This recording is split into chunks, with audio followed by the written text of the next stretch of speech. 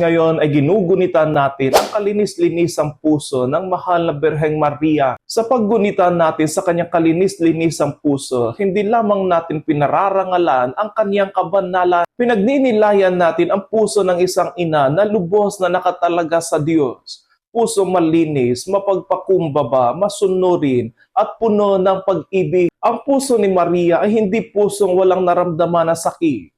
Ito ay pusong marunong magmahal kahit may suga.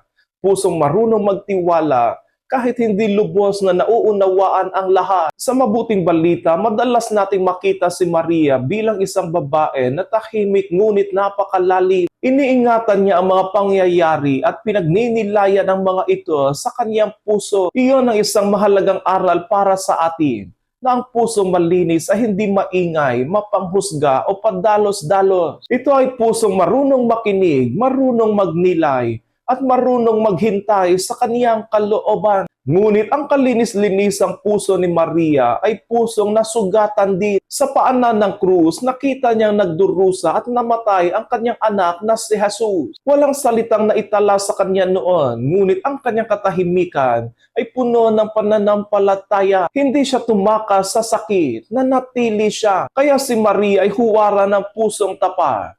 Pusong hindi sumusuko sa Diyos kahit sa pinakamadilim na oras. Sa ating buhay, marami ring bagay ay nagpapabigat sa ating mga puso.